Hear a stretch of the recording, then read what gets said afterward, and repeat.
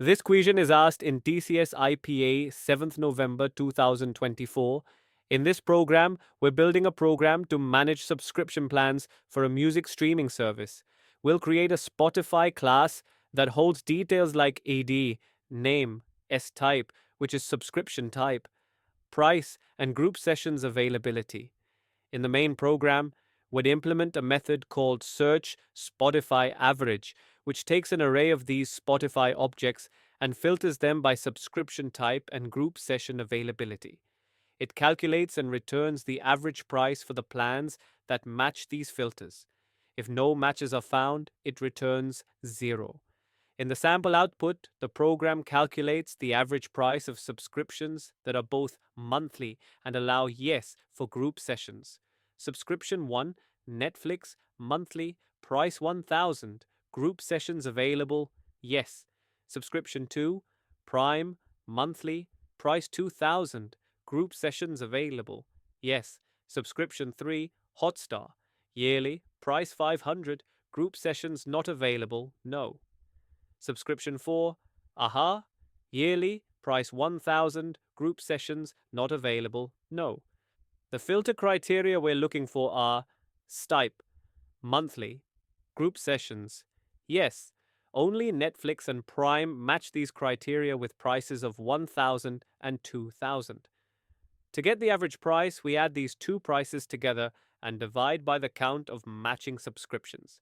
Average price equals 1000 plus 2000 divided by 2, which is 1500.0. Here, we define a class Spotify to represent a subscription plan for a streaming service. The class has 5 public attributes. Here I'm using public variables so that I don't have to create getters and setters. This will save our time. 1. ID, an integer representing the unique ID of the subscription. 2. Name, a string for the name of the service, e.g. Spotify, Netflix. 3. Stipe, a string representing the type of subscription such as monthly or yearly. 4. Price, a double value for the price of the subscription.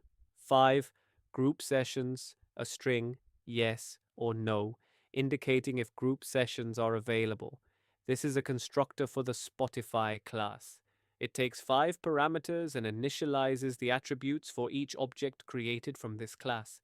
When you create a new Spotify object, you'll need to provide values for ID, name, Stipe, price, and group sessions.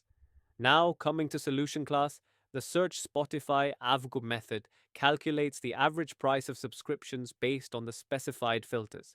It takes 3 parameters. 1. Spotify's, an array of Spotify objects. 2.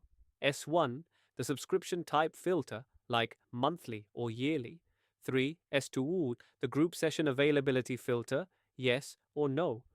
Result is initialized to 0.0 and will hold the total price of matching subscriptions. Count is initialized to 0 and will count the number of matching subscriptions. Here, we use a for each loop to go through each Spotify object in the Spotify's array. We check if the S-type and group sessions of the current Spotify object match S1 and S2. Equals ignore case is used to ignore case differences in the string comparison. If both conditions match, the price of the subscription is added to result, and count is incremented by 1. Finally, we return the average price by dividing result by count. If no subscriptions match the criteria, count remains 0, and dividing by 0 would throw an error. However, this issue is handled later in the main method. In the main method, we start by creating a scanner object, SC, to read input from the user.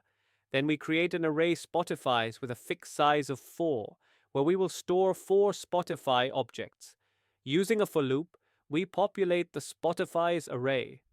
For each iteration, the user enters values for ID, name, type, price, and group sessions. sc.nextLine is used after reading int or double values to move the scanner to the next line. Each Spotify object is created with these values and added to the Spotify's array. After collecting subscription data, we read 2 strings, S1 and S2 from the user. These represent the S-type and group sessions filters. Finally, we call the search Spotify avg method with the Spotify's array and filter values 1 and 2. 2. If the result from search Spotify avg is greater than 0, we print the average price, else no such users.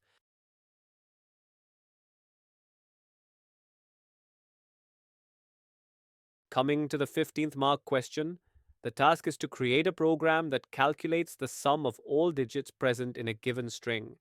If the sum is less than 15, the program should print the sum. Otherwise, it should print no digits. Pretty simple. Take a look at sample input. In the string A2B5C1, the digits are 2, 5, and 1. Their sum is 2 plus 5 plus 1, 5 plus 1 equals 8, which is less than 15, so the output is 8. Coming to the code, here I have solution class. This solution class is the main class containing methods to process the input and calculate the sum of digits. The checkDigit method takes a character C as input and checks if it is a digit between 1 and 9. If C is a digit, the method returns its numeric value using character.getNumericValue C. If C is not a digit, it returns 0. This method helps to filter out any non-numeric characters in the input string. In main method, a scanner object, SC, is created to read input. We read a line of input and store it in string. Count is initialized to 0, which will hold the sum of all digits in the input string. We use a for loop to iterate through each character in a string. For each character, checkDigit method checks if it's a digit from 1 to 9. If it is a valid digit, we add its value to count. If count, sum of digits, is less than 15, the program prints count. If count is 15 or more, it prints no digits. That's it. 2 pretty simple programs. But still, I know, TCS compiler is pretty bad. Most of you might have faced issues, like most of them arises due to unconstant spacing.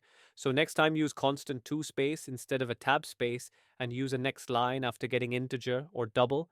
This would solve issues like input mismatch and unknown semicolon error. Hope you liked the video and all the best for upcoming exams. Hope you get joining soon, and this IPA is nowhere related to joining, so no worries and goodbye.